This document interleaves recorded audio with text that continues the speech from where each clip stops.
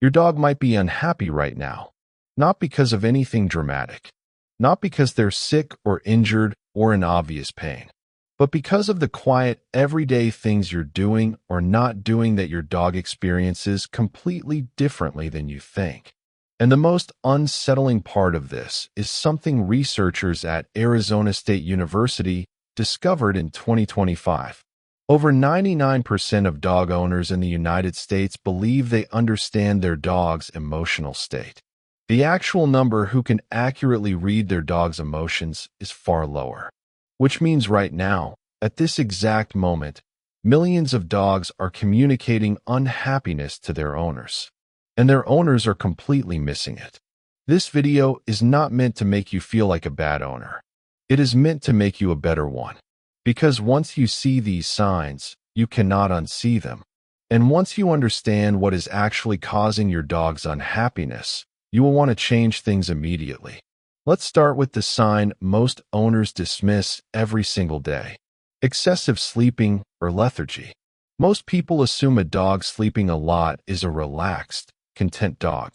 But veterinary behaviorists have found that a dog who suddenly sleeps significantly more than their normal baseline, or who remains inactive and still when they would normally be alert and engaged, is often showing one of the earliest signs of depression and unhappiness. The key word here is change. If your dog has always been calm, that's one thing. But if a dog who used to greet you at the door now barely lifts their head, if a dog who used to bounce with excitement at the leash now has to be coaxed outside, something has shifted. And that shift is your dog telling you in the only language they have that something is wrong inside them. The second sign is loss of interest in things they used to love. This one matters enormously. Researchers studying canine depression describe something called anhedonia in dogs. It is the same word used in human psychology. The inability to feel pleasure from things that previously brought joy. When your dog stops responding to their favorite toy. When they walk away from a game they used to go crazy for. When they stop reacting to the word walk the way they once did. That is not your dog being picky or getting older. In many cases, that is your dog's emotional system shutting down in response to chronic unhappiness.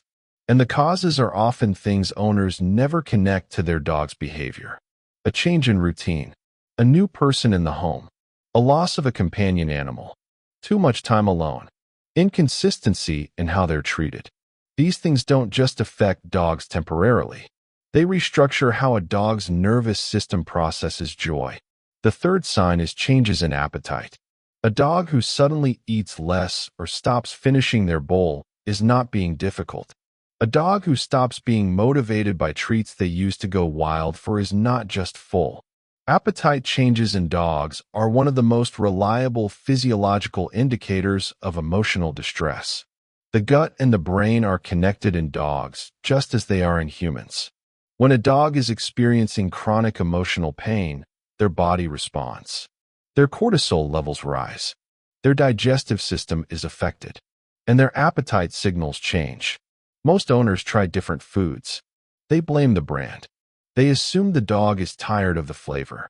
But what they're often missing is that their dog's emotional state has fundamentally changed, and the food is one of the last things that needs to change. The fourth sign is what researchers call attention-seeking behavior. And this is the one that most frustrates owners. Whining for no apparent reason, pawing at you constantly, following you so closely you nearly trip, barking or vocalizing at times that seem random and excessive. Most owners respond by getting frustrated, by pushing the dog away, by telling them to stop. But what your dog is actually doing is communicating distress in the only way available to them. They cannot call you. They cannot leave a note. They cannot sit down and tell you that something in their life is not okay. So they escalate. They find whatever behavior gets your attention and they repeat it because attention, even frustrated attention, is better than the feeling of being alone with something that hurts. When you push away a dog showing these behaviors, you're not correcting a bad habit. You're telling a struggling animal that their distress is inconvenient. The fifth sign is one almost nobody talks about: changes in posture, and the way your dog carries themselves. A happy, emotionally healthy dog has loose, open body language.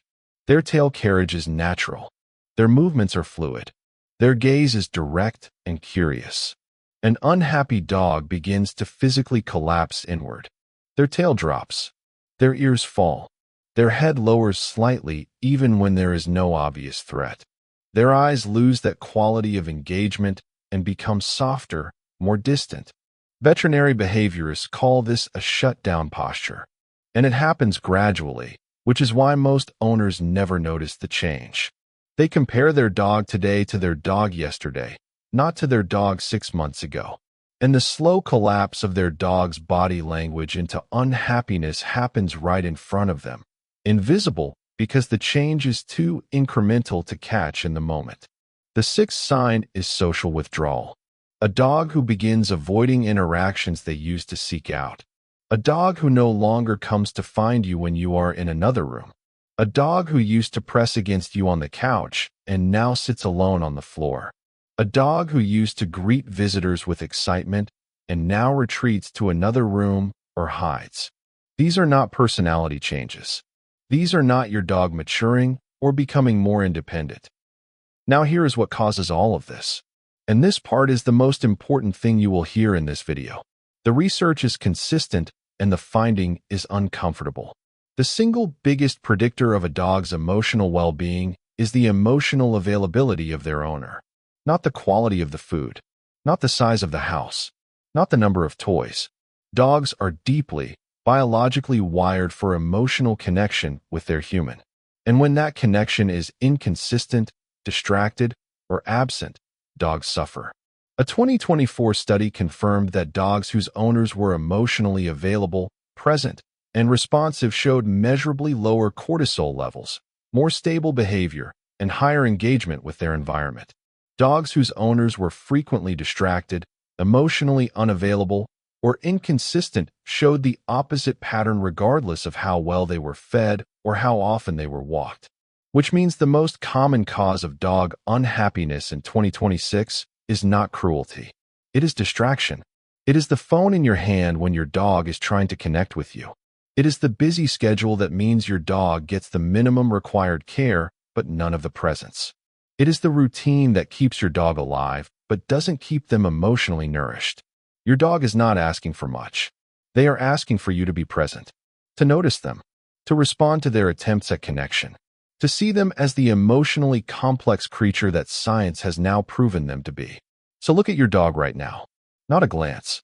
Actually look. Are they loose and engaged? Or are they collapsed and quiet in a way that has become so normal you stop noticing? Are they seeking you out, or have they stopped trying? Are they still doing the things that used to light them up, or have those things slowly faded from their days? Because your dog cannot tell you they are unhappy. They can only show you. And they have probably been showing you for longer than you realize. The signs were always there. Now you know what they mean. And now you can do something about it. If this video made you look at your dog differently, subscribe. Because understanding your dog's emotional world is the first step toward giving them the life they actually deserve.